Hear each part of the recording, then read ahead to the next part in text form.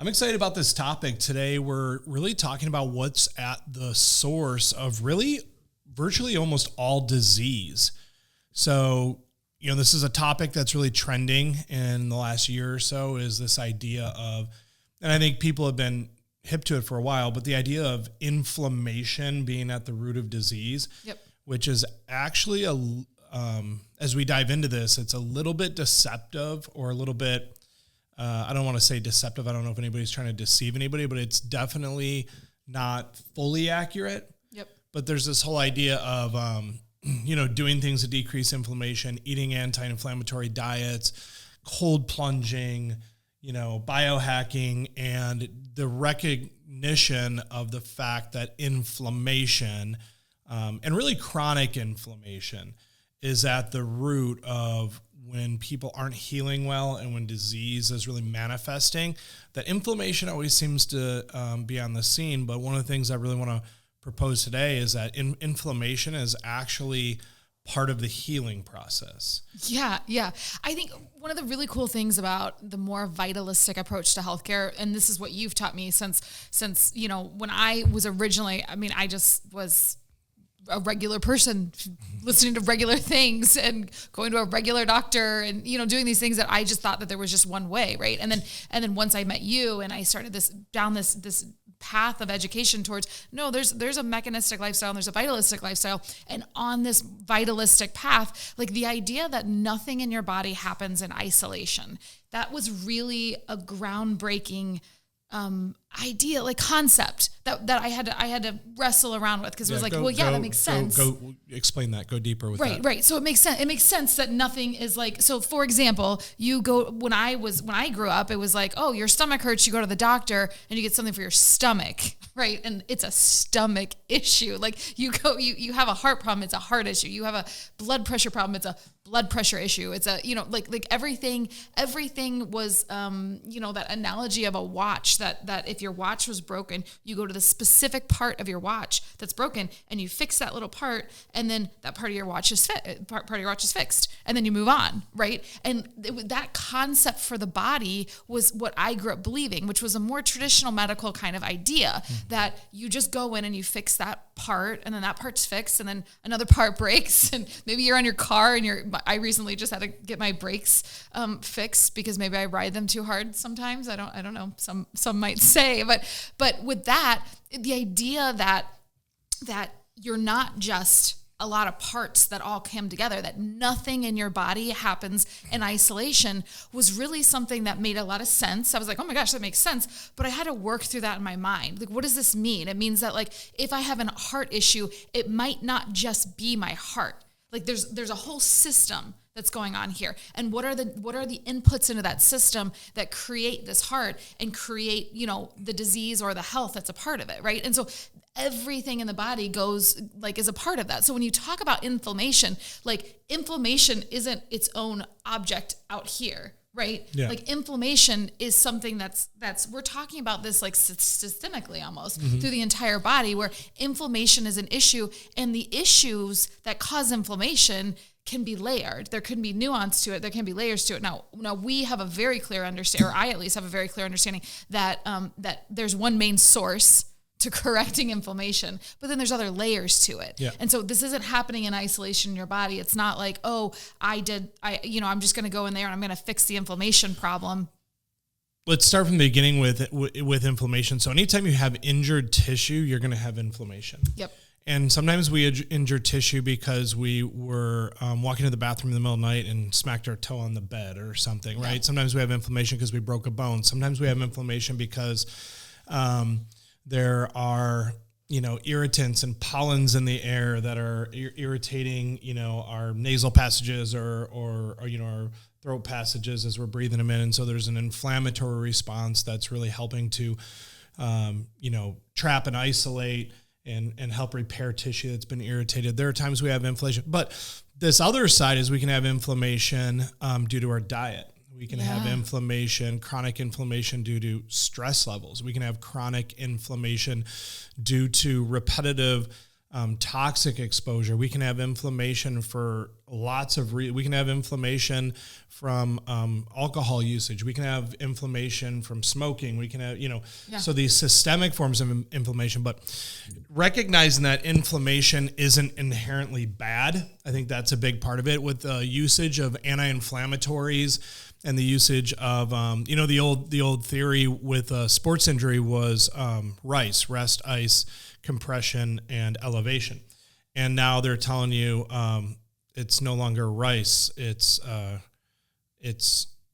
RCE or maybe even RHCE, heat instead of ice. Oh, wow. And it's actually working with the inflammation, that the inflammation is what's bringing new blood flow to the area. The inflammation, when you have a sports injury, for instance, that inflammation is bringing pain-killing chemicals to the area. And you're like, wait a minute, I'm in more pain when I have an injury. Yeah, that's because the tissue's injured, but your body is actually sending chemicals to the area to help control, modulate, reduce that pain.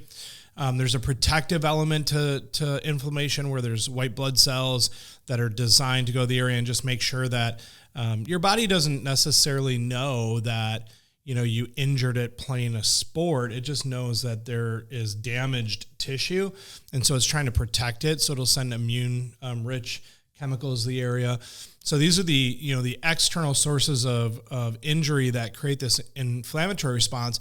And for decades, one of the things we did was shut down the inflammatory response. Oh my gosh, that's exactly what I was about to say. It feels like it was a very 90s response to just be like, anything that's uncomfortable, exit out. Yeah. Like exit, like just get it out of here. Like where the mucus go, it's just up and out. Yeah. where did the pain go? Just out, just get it out. And we did so many things, like the mainstream approach to taking care of your health was so just backwards. Well, that was the mechanistic approach. It's like, okay, if you have inflammation and it's not normal, and I guess it's not normal, meaning if you were healthy, you shouldn't have lots of inflammation. So now there is inflammation, means, oh, that must be unhealthy, so let's get rid of the inflammation, not why is something inflamed and what is the inflammation there to do? These are the deeper questions the reason I love chiropractic philosophy.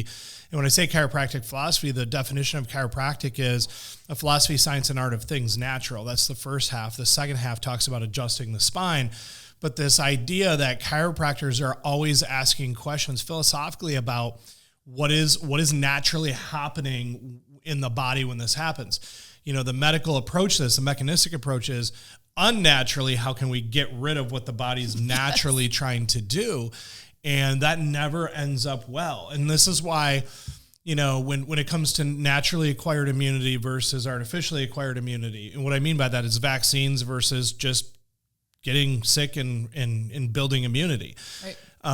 When it came to COVID, when it comes to these things, I can usually pretty clearly look at something and go, that's not right. And it's not because I have this, vast knowledge of all things. It's because I'm looking at it through the lens of what is the body trying to do?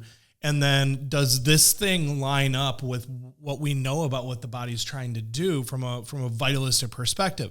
So if there's a virus out there that's, seemingly dangerous, and it's like, oh, we got to inject some of it into our body with a bunch of other chemicals, and we're going to have to do this like 4 times. It's like that just doesn't feel right, because that's not what our bodies are working to do. Right. And part of that too is a principle that you've always taught me, which is that when you introduce medicine or vaccine or whatever it is to a body that's having an issue, like an inflammatory response, or somebody who's sick or something like that, that now your body has to heal twice. Your body has to heal one time from the thing that you're healing from, right? The bruised tissue, whatever it is, if it's blood vessels, if it's, whatever the issue is, your body has to heal from that, the injury itself. And then your body also has to heal from the medication that you put in, or the vaccine that you put in with that and all the other adjutants and all the other issues going on. So healing twice. Well, anti-inflammatories, for example, a lot of the anti-inflammatories, the NSAIDs, non-steroidal anti-inflammatories on the market, have been shown to actually damage your gut, damage your stomach lining. There are people used to say, and I know this is accurate to some degree, I don't know this amount is right, but they were like, you'd bleed out, a tablespoon of blood for, every aspirin you're taking or whatever. That essentially it's damaging part of your body. So it's like, wait a minute, part of my body's damaged, and so I'm going to take an anti-inflammatory to decrease the inflammation which by the way shuts down the cascade of inflammatory events that help to heal the original injury.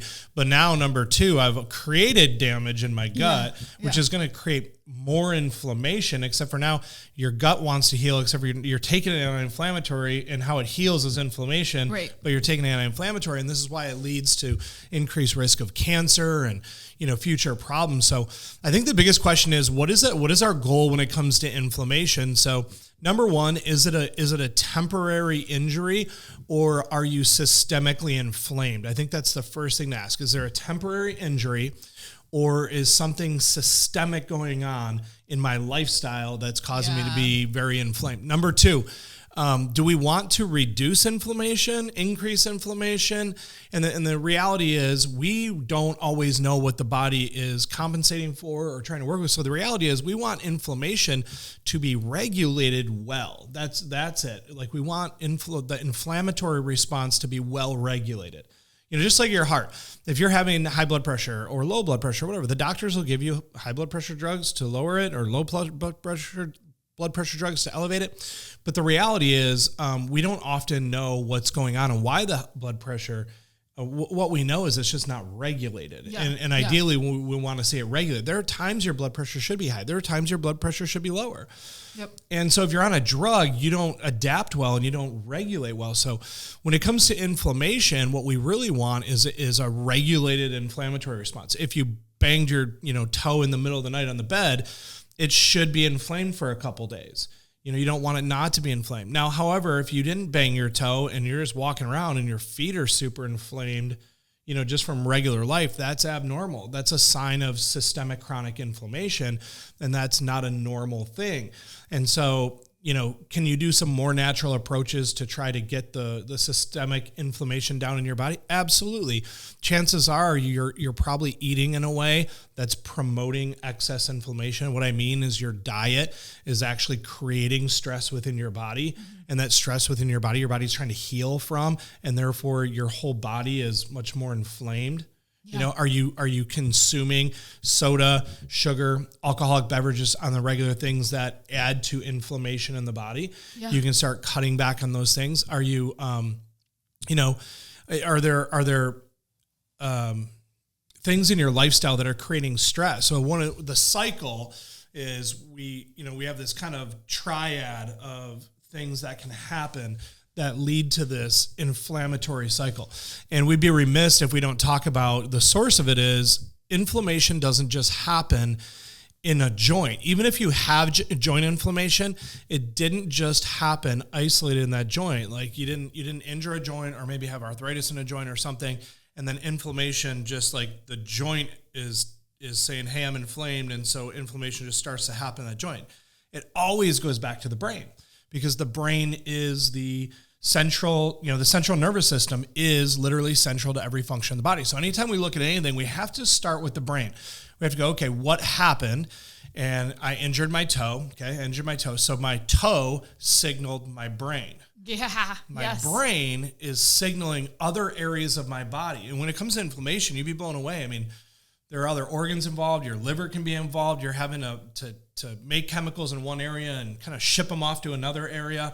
And your brain is signaling these areas in your body to create this inflammatory response that includes painkillers, and it includes anti-inflammatory chemicals and cytokines and all these different things that are going to protect the area and bringing fluid from one area to another via blood flow and putting this, this together and then sending it to one area. But it was the toe signaling the brain, and the brain then organizing all these things to happen to send them back to the toe. Thank God your body knows how to do that. Could you imagine if you had to be like, hold on, and then you had to walk through like, all right, brain, all right, grab this magnesium, grab this like whatever, send it down here. Like if you had to organize all of that, like your body knows what it's doing. Your body is always conspiring on your behalf. Like it is always fighting for you and doing the best next thing that it can do. Well, and then again, with inflammation comes this other topic that's been pretty hot in the last few years, but honestly, I don't think that most people even really know what they're talking about when it comes to it. outside of understanding chiropractic care and from a neurological perspective is that they talk about the brain-body connection, It's like, yeah, that's neurology 101. We know the brain controls everything, but when you injured your toe signaled your brain signaled all these other body parts. All these body parts created all these processes that then all that stuff went back to the toe, right? And then even on top of that, your body was telling other parts, like you start compensating, you're walking different, right? All these things change. And so the idea that the signal from the toe had to get to the brain, right? That's called an efferent pathway. And then the signal from the brain had to go back to the toe. That's called an afferent pathway. And so this whole idea that I'm wondering if I have those two mixed up. Anyway, but efferent and afferent pathways, right? They're very close. They're one letter off. So you have signals that are going to the brain. You have signals that are going from the brain back to the tissue. And if that pathway is interrupted, right? Like we were talking in one of our last episodes about how if you have a hose and it's trying to get water to a plant over there, if the hose is uninterrupted, then the water flows through it freely. But if you kink the hose, then it interferes, and it's just the interference that shuts down the flow, right? Well, the flow in this example is the information that's going to help to regulate this inflammation. And so if you shut off the signaling, and this happens, is what chiropractors work on, is that we're working with the spine for the purpose of keeping those nerve pathways open so that the signaling happens really well. Because if the signaling doesn't happen well, it doesn't just shut it down. Like it doesn't just shut down. It's not, oftentimes it actually creates stress and interference on the nervous system. So it's this whole, that triad is you have the neurology, right? So you have the brain, the spinal cord, the nerves, and ultimately the spine. And they're responsible for communication in the body. And then you have injury or stress, right? And this injury/stress, because really an injury is a form of stress, then leads to this inflammatory cycle. And the inflammatory cycle is designed to heal. So we have to make sure that this cycle is working really well. Injuries aren't the only place that this occurs. That sometimes, I talked about inflammation doesn't just live in a joint. It actually starts with the brain and the brain's ability to coordinate it. Okay. Number two is stress doesn't just live in a joint or injured tissue or whatever. Stress lives within your brain, your spinal cord, your nerves, and ultimately your posture. Well, this weekend was a perfect example. We drove to Chicago. And I had a previous injury that actually injured something. I have a problem with light accommodation in my eye. So when I drive at night, all this light, my pupil doesn't accommodate as well on this side the other. It was literally trauma and an injury, and it's something that hopefully my body will continue to repair over time. But I right now have this issue with light accommodation. And so driving at night, if I forget to wear certain glasses, the light starts really affecting me, and it triggers this whole nerve response that actually controls muscles in the neck. It's a spinal pathway. It's really crazy how it works. Like if you ever like caught a baseball, maybe you don't know it's a baseball. It could be someone trying to smack you. It could be a baseball. It might even be a butterfly. But you see something out of the corner of your eye, and sometimes you just do this, right? It's the same pathway that deals with seeing something and your muscles reacting to it. So this is being overstimulated by this light coming in my eye, and then eventually I just start feeling like my neck's tight, and it gets tighter and tighter, and it's literally this stress coming in through my eye that then starts building up and creating stress down this nerve pathway. And a part of the reflex with this eye, there's nerves involved in the neck that deal with the overabundance of stress. So this pathway is being overly stressed, and my neck muscles start tightening up. Next thing you know, I start feeling like I have a headache, and it's just like, and honestly, if I get out of the car, get away from the light for a few minutes, it goes away. Because it's the stress causing the problem. So just knowing that that's this nerve connection, right? And knowing that we deal with stress at the level of our brain and our nerves, we want to make sure that that is part of our response to this inflammatory cycle, because you have the injury and the stress, and then you have the nerve system, which is trying to regulate the inflammatory cycle. But if the nerve system has interference, it can't regulate inflammation really well. Right, which is an interesting thing, because when you think about I feel like sometimes when you look at the body, as nothing's in isolation, and you have to look at it, and there's lots of different endpoints and lots of different inputs and lots of different things happening, that sometimes this is where patients get a little confused and overwhelmed, is that they're like, well, I feel like all these different people are saying, this is how you take care of inflammation. This is how you reduce inflammation in your body. This is how you would, have a better inflammatory process in your body, right? And it's like, well, this doctor says this, and this doctor says this, and this doctor says yes, and this. And the answer is that, are they right? Certainly they could all be right, but you really have to look at it through the lens of like the hierarchy of what's going to be of the highest and best use of your time and best use of your, like your body's resources, and what's going to be the most effective thing in terms of outcomes. So when we look at that, I feel like what we're talking about here is that when you can do all sorts of things for inflammation. Will diet have an impact? Absolutely. Will other things that you do have an impact on inflammation? Absolutely. But none of them will be as impactful as removing subluxation, as a chiropractic adjustment, into clearing those nerve pathways. Well, and so that's exactly what happened. We were driving actually to go spend time with another chiropractor. And so by the time that we got there, this whole neck thing, so one of the analogies we use frequently, in fact, there's a video we put online that got just all kinds of, clicks and likes and whatever. But if you think about your nervous system a lot, like the electrical wiring in your house, that there's this example of the breaker box. Okay. So typically when a breaker blows, it's because there was too much stress on a certain part of the, let's just call it the nervous system of the house, right? The electrical system of the house, that something was overloaded, either via surge or maybe too much demand, too many things plugged in. So what does this look like in our life? Sometimes too much demand is your schedule's crazy. You're running everywhere. It's creating stress. You're driving 3 different kids to 5 different sports at 3 different schools. I don't know anyone like that, but that's our current schedule right now. Or sometimes it's also just, this physical stress, like the light coming in, right? That would be almost like a power surge, like too much power coming in. And what happens is in your house, the breaker blows, right? Or the fuse trips or whatever, depending on the age of your house, but it over stresses that system, and your electrical system in your house. And we probably learned this via the nervous system. I would imagine that breaker boxes were developed based on some, understanding of the spinal column, because when that if you even look at a breaker box, it literally looks like a spinal column. You got switches right and left on either side, and they just go down, right? They didn't make them go sideways. They made them go down, just like your spine. So in your spine, you have these vertebrae that are going down.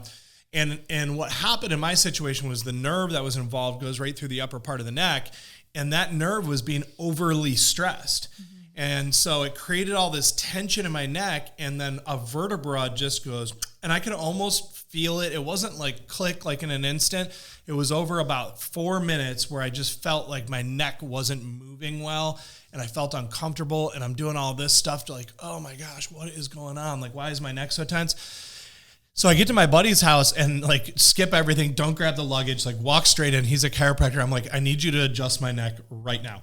And he adjusts my neck, and not joking, within 10 minutes or less, I felt 85 to 90% better. I went from like a 9 out of 10 on the pain scale and just uncomfortable, felt like migraine type pain, to being like a 2 out of 10. Right. And all that happened was he adjusted a vertebra and got that vertebra moving so that pressure and stress could come off that nerve. And then that function was restored. And then also I was no longer driving. So the stress wasn't there anymore. Right. And I got adjusted, and all of a sudden I just started healing, and I felt great. Now, here's what's crazy is sometimes the stress doesn't get removed. Right. So you get some relief and you get better nerve function, but your lifestyle is still stressful and all this stuff. And that's why regular chiropractic adjustments, regularly resetting that nervous system, regularly getting that interference out of the way, can be so critical to living healthy life. Right. And then, so now this last part is this inflammatory cycle is not a bad thing. And I think that's one of the things we have to really talk about, is that it needs to be regulated. It's impossible for it to be regulated if your nervous system is also stressed and you're subluxated. But then this inflammation side of it is, number one, recognizing that inflammation isn't inherently bad, but number two, trying to make sure we're not adding to the inflammation. Right? Let the body do what it's trying to do in terms of inflammation. But, is your lifestyle, is your diet, are these other things adding to inflammation? Because this triad, I said like a triangle, like this triad, you can actually stress any corner of it, right? You have stress over here, you can increase the stress, which then causes you to be more subluxated, which then creates inflammation. You can have too much inflammation because your diet is so inflammatory that inflammation can chronically lead to subluxation, and that subluxation will add stress to the system, which increases more inflammation. And so it's kind of like this, it can go any way. And the best way that you can stop this is, number one, remove the interference. And then number two is start looking at lifestyle are there things I can do to reduce exposure to things that stimulate more inflammation? And then number three, and this is probably the hardest one, can I work on removing the stressor, the thing that's creating the stress? And I think for most people, our lives are unnaturally stressful.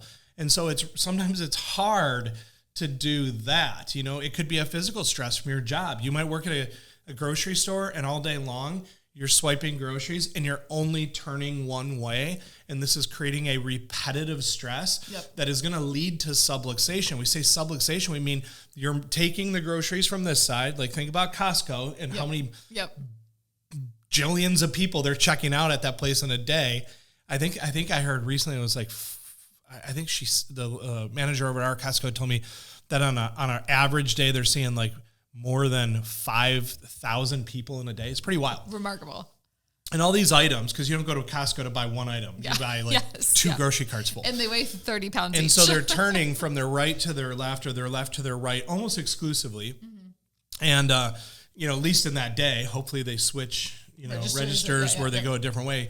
But they're going one direction. You do this, several thousand times, and your spine is turning one way, not the other. One way, not the other. Your muscles are pulling it one way, not the other. This is going to lead to spinal subluxations, meaning the vertebra will start moving in one direction, but not the other well. They'll come out of alignment. They'll get stuck and fixated in that. And if you do this long enough and you're not getting adjusted, then degenerative changes and adaptations start to happen, and your spine actually starts to look different, and it's creating stress. So this can lead to the subluxation. The subluxation is going to ultimately lead to inflammation. And if the subluxation doesn't get corrected, it's chronic subluxation, chronic stress, chronic subluxation, chronic inflammation. You can have chronic stress, regular adjustments, inflammation's totally different. More regulated inflammation. Chronic stress, get adjusted the next week, and more regulated inflammation. And so you can break the cycle, right? And one of the major ways you break the cycle is getting adjusted regularly, because if you're not doing that, then you're always going to be subluxated, which then the subluxation becomes the chronic stress. Because it's actually putting stress and damage onto the nervous system. And you're not going to regulate. So really, we got to pay attention to all these, but I would say the stress side of it is oftentimes the hardest one to fix, but the one that people focus on the most. The nutrition is probably, a challenge. Nutrition, it's not just nutrition, but again, what are you putting in your body? Chemicals, exposure to medications, alcohol, too much caffeine, are you dehydrated? These things can lead to inflammation. So these are things that conceptually they're not hard to change, but the reality is they're not easy to break either. And then the last one is you just lay down on a table and get adjusted. Like that one's super easy.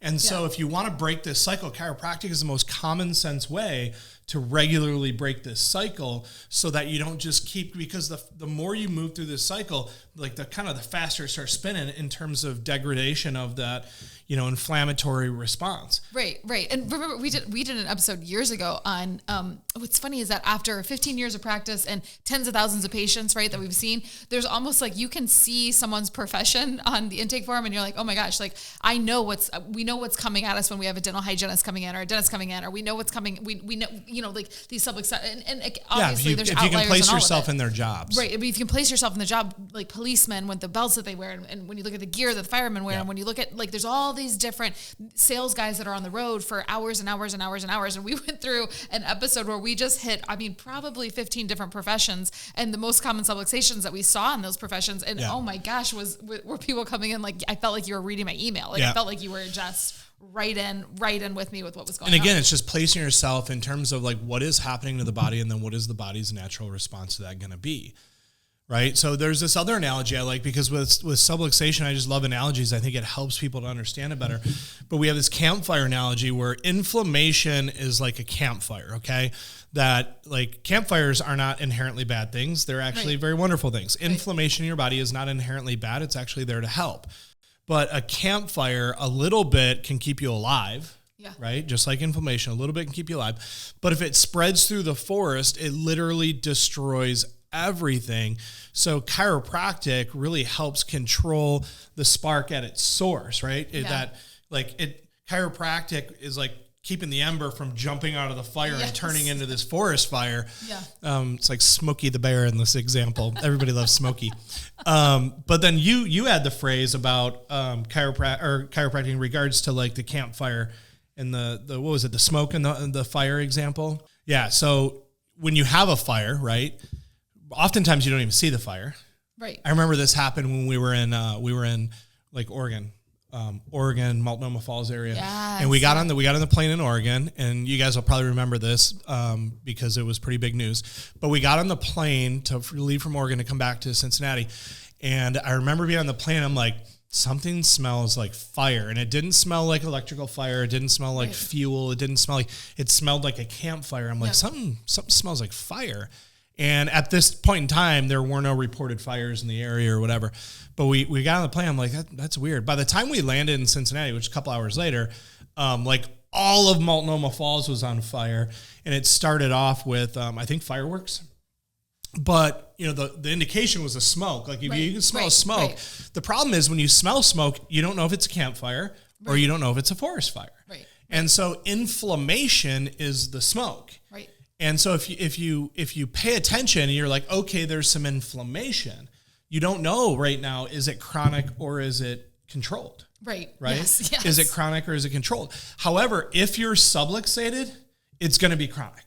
Right. Like you can guarantee that. Right. Because that fire is going to spread because subluxations interfere with the normal adaptation in the body. They interfere with the transmission of nerve signals. Nerve signals control inflammation. Yes. So when you have this subluxation, that fire is going to spread throughout the body. And this is where like some people injure their toe, like whack it in the bedroom at night. And next thing you know, their whole legs flared up, their foot. Next thing you know, their hips bothering them. They're having back pain because they're walking funny and all this. Yeah. Because they become even more subluxated through the process of this adaptation. They start walking funny. That's going to create abnormal stress. So we're back to the stress part. Yeah. Right? Yep. And the stress is going to lead to more subluxation. The subluxation is going to lead to more inflammation, and the inflammation, and it just keeps going. Right. But if they break the cycle, and all it requires is driving to your local chiropractor, laying down on the table for a few minutes, having those subluxations adjusted so that those joints are now moving better, so the nerve system's functioning better, so that inflammation is regulated better. It doesn't take a lot, but like if you're walking around in a boot, right? When I say a boot, I mean the hard boot, you injured your foot. Yeah. Those things are thick on the bottom. Yeah. And so you're walking funny. Yep. That injury isn't causing other subluxations in the body. Now the immobilization and wearing the boot is throwing off your hip levelness. It's throwing off the way you're walking, your gait. It's going to cause other subluxations. Right. And those subluxations are now going to create secondary problems. And then this whole inflammation thing starts over again. Right. Right. And the worst thing you could do in most of those scenarios is take an anti-inflammatory. Well, that was exactly my next thought is that when we have a patient come in and they're in this cycle, right, where they have this stress cycle, they have this inflammation cycle, and they're subluxated. When they come in and they're like, listen, I've had all these issues and I have all these chronic conditions and I have all these things going on and I'm trying to reduce inflammation, and so I took a medication to reduce my inflammation. this is what it feels like. Like it feels like, oh my gosh, because really the drugs are just suppressing that inflammation. Well, because in the drug's never going to correct the subluxation. It's never going to correct the subluxation, right? So for us, it's like, oh my gosh, we got to help walk this patient through this entire educational process so that they understand. And it will temporarily reduce the inflammation. But what it will also do, it'll also add stress, chemical stress. And what does stress eventually lead to? Either more subluxation or more inflammation or both. Right. And so it's like you're taking something that will temporarily reduce the inflammation, but it's going to add to this triad of problems. Which is why one of my favorite things to kind of hang my hat on and remind myself of when I want to hit the easy button on something where I'm like, I just really need something to just take this away right now. And I'm like, and I just don't even want to think about the long-term effects of it, is that there is no biological free lunch. Right, like there isn't an easy button, in terms of like your long-term health. Explain that again, because I think the important part, I love the phrase. I understand where you're going with it, but if somebody had never heard that before, what does it mean?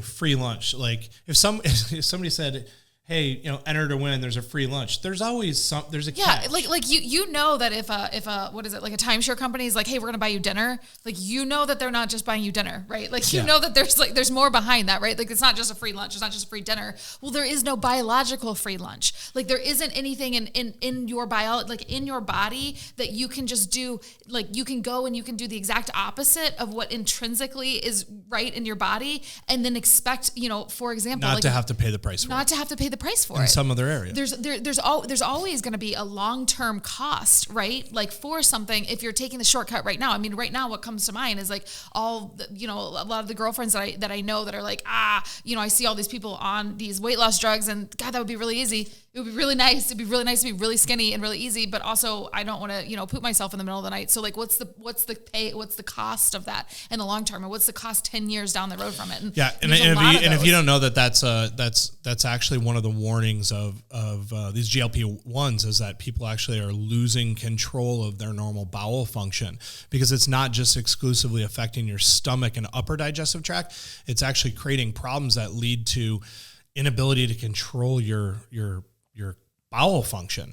Right. So when people, and especially when they're at their most rested and their body is kind of shutting down, from a neurological level, there's some damage that's taking place, and people are literally pooping themselves when they're sleeping. Right. Which and like imagine like that's not a good trade-off for a little bit of weight loss. No, that's not, I mean, that's not a good trade-off for a lot of weight loss. That's not good. That's not good trade-off at all. Your spouse would be like, you got to get off this. You got to get off this GLP-1 drug. That's right. Again, with the metaphors, we use a breaker box analogy, for subluxation. Another great one, kind of like the hose analogy of shutting off the water, is a traffic jam. That if you think of your nerves as highways, then stress, inflammation, misalignments, these things create traffic jams. And so adjustments are about clearing out the interference. So that's like the police officer that comes in and starts regulating the flow of traffic. Yeah. And so, again, with the nervous system, we have these analogies all the time. Another good one is cell phone signals. One of the most frustrating things in the world is like you'll have a good signal and then you'll drive into a low spot. And by low spot, we mean something's blocking between you and the cell phone tower. Yeah. And as you're driving and the trees are there, or you're in a low spot where you don't have a direct signal to the cell phone tower, there's something interfering with the signal so your cell phone doesn't work. And thank God our nervous systems are not Wi-Fi and wireless, right? Because if there was something interfering, if you were wearing the wrong jewelry or something, for God forbid your arm didn't work because your brain couldn't get a signal to your hand. We're hardwired, but there still can be interference. Right. So that was the nervous system side, those analogies. And then we had the campfire side, which was the inflammation in relation to subluxation. Right. But this other analogy deals with the stress part, because I think it's like, okay, I get the inflammation supposed to be regulated. Yeah. I get that the nervous system needs to be freely functioning. But then on the stress side, what does subluxation or inflammation have to do with stress? And so this analogy is chronic stress, okay, which I think we'd be remiss if we didn't all admit we're under chronic stress. Some people deal with it better than others. Yes. But at this day and age, there's just we're chronically stressed. Yes. And so this we call this the pressure cooker example. And so if you think of a pressure cooker, or what's the new one? The Instapot, right? Yeah. What was this show where the Instapot caused the... That was the crock pot. Crock pot? Was it crock pot? Yeah, this is us. So I think everyone switched to house fire. Instapots because they didn't want crock pots anymore. Yeah, right. But the pressure cooker example is chronic stress is like the outlet.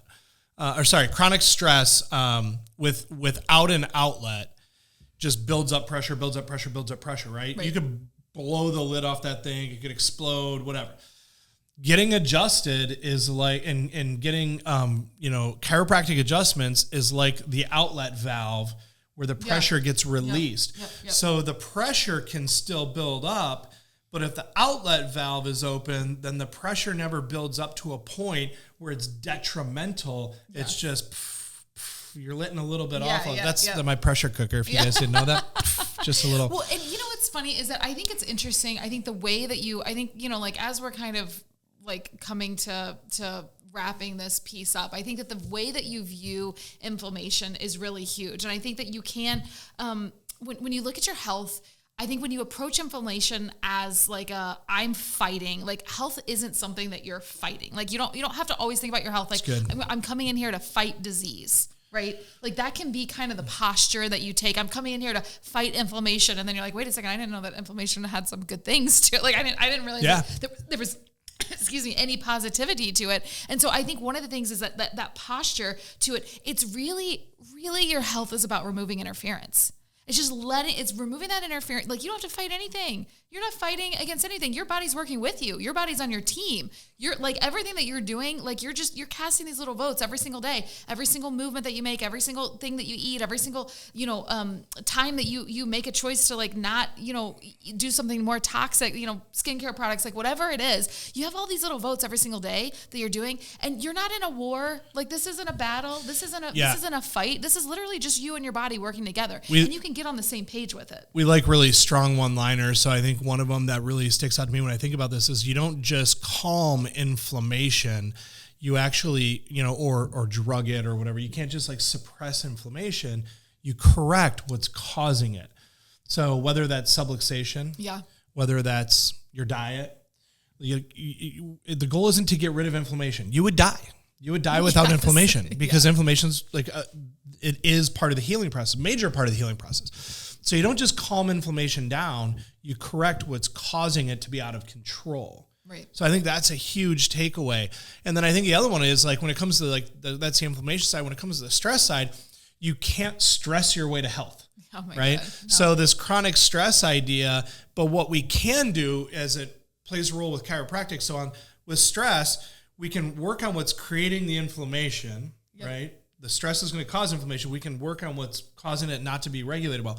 Number two, you can get adjusted and you can align your spine and reduce stress off your nervous system so that you have that outlet valve, so that stress is being released because it builds up. They say the issues are in the tissues, that stress builds up within your body, and chiropractic is an amazing way of really releasing that. And then ultimately we can break the cycle. So how do we break the cycle? Restoring the signal that's creating the interference that's causing your body to not respond well to inflammation. So we can reduce inflammation by restoring that communication. So number one, why are we having inflammation? Reduce the causes of it. Number two, having an outlet for the stress. And chiropractic care is a huge one. Don't get me wrong. Reading might be a great one. Praying might be a great one. Working out might be a great one. But you can't, read your way out of a subluxation. So if there is stress and damage in your nervous system, which if you're a human being, there is chronically every week, you're sitting at computers and you're using cell phones and you're, driving cars and it's taken a toll on your body. So I've had people say, before, like, well, I've never really needed chiropractic. No, you need chiropractic. You've just never had it and you don't know that. And you won't know that, unfortunately, sometimes until it's too late. Right. And that's why we're here week after week to share with you guys, like, if you're a human being, you need chiropractic. Absolutely. Like, can you live without it? Sure. But is it a lesser than life? 100%. Absolutely.